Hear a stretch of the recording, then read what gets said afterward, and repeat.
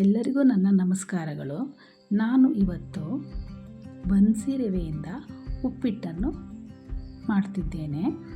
ಬನ್ಸಿ ರವೆ, 1 ಬೌಲ್ ಬನ್ಸಿ ರವೆ ತಗೊಂಡ್ರೆ ನಾನು 3 ಬೌಲ್ ನೀರು ತೆಗೆದುಕೊಳ್ತೇನೆ.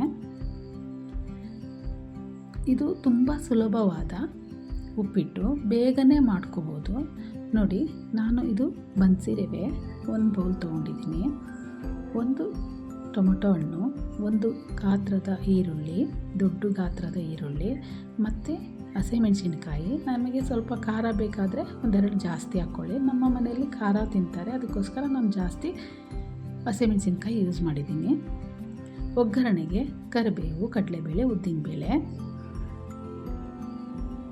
ಮತ್ತು ಕಾಯಿ ತುರಿ, ಕೊತ್ತಂಬರಿ ಸೊಪ್ಪು. ನೋಡಿ, ಈ ತುಪ್ಪ ನಮ್ಮ ಮನೆಯಲ್ಲೇ ನಾನು ತಯಾರು ಮಾಡಿರೋದು. ಇದನ್ನು ಹಾಗೆ 2 ದಿನ ಇಟ್ಟಿದ್ದೆ. ನೋಡಿ, ಮರಳಾಗಿ ಮರಳಾಗಿ ತುಪ್ಪ ರೆಡಿಯಾಗಿರೋದು. ತುಪ್ಪವನ್ನು ನಾನು ಸ್ವಲ್ಪ ರವೆ ಬಿಸಿ ಮಾಡೋದಕ್ಕೆ ಯೂಸ್ ಮಾಡ್ತೀನಿ. ಮತ್ತು ಮರೆತಿದ್ದೆ, ನೋಡಿ, 1 ಸ್ಪೂನ್ ಸಾಸಿವೆ ತೊಗೊಂಡಿದ್ದೀನಿ ಒಗ್ಗರಣೆಗೆ. ಈಗ ನಾವು ರವೆಯನ್ನು ಹುರಿದುಕೊಳ್ಳೋಣ, ಅಂದರೆ ಬಿಸಿ ಮಾಡಿಕೊಳ್ಳೋದು. ರವೆಯನ್ನು ನಾನು 1 ಬೌಲ್ ರವೆಯನ್ನು ಈಗ ಬಾಣಲಿಗೆ ಹಾಕಿ ಬಿಸಿ ಮಾಡ್ತಾ ಇದ್ದೇನೆ. ನೋಡಿ, ಸ್ವಲ್ಪ ಬಿಸಿ ಆದ ತಕ್ಷಣ 1 ಸ್ಪೂನ್ ತುಪ್ಪವನ್ನು ನಾನು ಇದಕ್ಕೆ ಮಿಕ್ಸ್ ಮಾಡ್ತೀನಿ. ಏಕೆಂದರೆ ಗಂಟು ಆಗೋದಿಲ್ಲ ಉಪ್ಪಿಟ್ಟು, ಮತ್ತು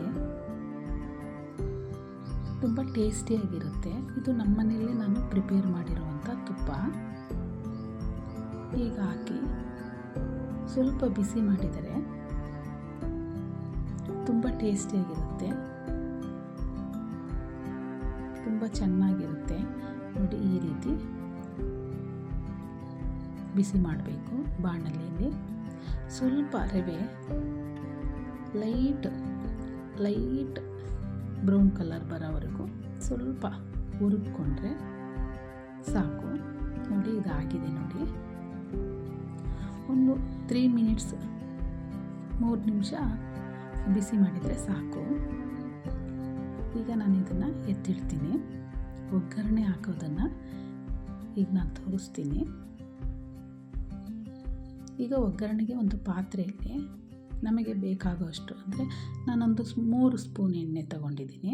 ಅದಕ್ಕೆ ಒಗ್ಗರಣೆಗೆ ಸಾಸಿವೆ, ಕಡಲೆಬೇಳೆ, ಉದ್ದಿನಬೇಳೆ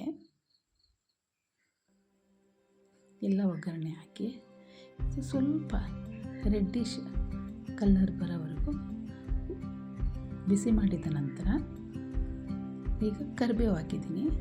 ನಂತರ ಹಸಿಮೆಣಸಿನ್ಕಾಯಿ ಮೊದಲೇ ಹಾಕ್ತೀನಿ ನಾನು, ಏಕೆಂದರೆ ಸ್ವಲ್ಪ ಖಾರ ಕಮ್ಮಿ ಬರುತ್ತೆ ಅಂತ ನಾನು ಮೊದಲೇ ಹಸಿಮೆಣಸಿನ್ಕಾಯಿ ಹಾಕ್ತೀನಿ, ಖಾರ ಕಡಿಮೆ ಆಗುತ್ತೆ ಅಂತ. ಈರುಳ್ಳಿ ಹಾಕಿದ ನಂತರ ಈ ರೀತಿ ಕೈ ಆಡಿಸ್ತಾ ಒಂದು ಅರ್ಧ ಸ್ಪೂನು ಈರುಳ್ಳಿಗೆ ಉಪ್ಪನ್ನು ಹಾಕಿದರೆ ತುಂಬ ಚೆನ್ನಾಗಿ ಬೇಗನೆ ಬೇಯುತ್ತೆ ಅಂತ. ನೋಡಿ, ಟೊಮೊಟೊನೂ ಹಾಕಿದ್ದೀನಿ. 1 ಚಿಟಿಕೆ ಅರಿಶಿಣವನ್ನು ನಾನು ಇದಕ್ಕೆ ಮಿಕ್ಸ್ ಮಾಡ್ತೀನಿ. ಇಷ್ಟ ಇದ್ದರೂ ಹಾಕ್ಬೋದು, ಬೇಡ ಅಂದರೂ ಸ್ಕಿಪ್ ಮಾಡ್ಬೋದು. ಈಗ ನೋಡಿ, ಕುದೀತಿರುವ ನೀರನ್ನು ಹಾಕಿದೆ. ರುಚಿಗೆ ತಕ್ಕಷ್ಟು ಉಪ್ಪು, ಕಾಯಿ ತುರಿ, ಕೊತ್ತಂಬರಿ ಸೊಪ್ಪು ಮತ್ತು ಅರ್ಧ ಹೋಳು ನಿಂಬೆಹಣ್ಣು. ಇಷ್ಟವಾದರೂ ಅರ್ಧ ಹೋಳು ನಿಂಬೆಹಣ್ಣು ಹಾಕ್ಕೋಬೋದು. ಇಲ್ಲ ಅಂದರೆ ಇನ್ನೂ 1 ಟೊಮೊಟೊ ಎಕ್ಸ್ಟ್ರಾ ಸೇರಿಸ್ಕೋಬೋದು. ಯಾವ್ದು ಹಾಕಿದರೂ ತುಂಬ ಟೇಸ್ಟಿಯಾಗಿ ಇರುತ್ತೆ. ನಿಮಗೆ ಇಷ್ಟ ಬಂದಿದ್ದನ್ನು ನೀವು ಚೂಸ್ ಮಾಡ್ಕೋಬೋದು. ಈಗ ತುಪ್ಪದಲ್ಲಿ ಹುರಿದಿಟ್ಟಿರುವ ರವೆ ಇದು. ಈಗ ಅದು ಟೇಸ್ಟ್ ನೋಡಿದ್ದೀನಿ ನಾನು. ಉಪ್ಪಿಟ್ಟಿನ ನೀರಿಗೆ, ಒಗ್ಗರಣೆ ಹಾಕಿರುವ ನೀರಿಗೆ ಟೇಸ್ಟ್ ನೋಡಿದ್ದೀನಿ. ಈಗ ನೋಡಿ, ರವೆ ಹಾಕಿ ಚೆನ್ನಾಗಿ ಕುದಿಬೇಕಾದ್ರೆ ನಾವು 5 ನಿಮಿಷಗಳ ಕಾಲ ಸಿಮ್ಮಲ್ಲಿಟ್ಟು ಸಣ್ಣ ಉರಿಯಲ್ಲಿ ಬೇಯಿಸಬೇಕು. ನೋಡಿ ಎಷ್ಟು ಚೆನ್ನಾಗಿ ಉಪ್ಪಿಟ್ಟು ರೆಡಿ ಆಗ್ತಾಯಿದೆ. ಈಗ ಇದನ್ನೊಂದು ಸರಿ ಮಗುಚಾಕಬೇಕು. ಮಗುಚಾಕಿದ ನಂತರ ಇನ್ನೊಂದು 30 ಸೆಕೆಂಡ್ಸ್ ಮುಚ್ಚಿಟ್ಟರೆ ಸಾಕು. ಉಪ್ಪಿಟ್ಟು ರೆಡಿ ಆಯಿತು ನೋಡಿ. ಈಗ ನಾನು ಸರ್ವ್ ಮಾಡಿದ್ದೀನಿ. ತುಂಬ ಟೇಸ್ಟಿಯಾಗಿದೆ. ನೀವು ಪ್ರಯತ್ನ ಮಾಡಿ.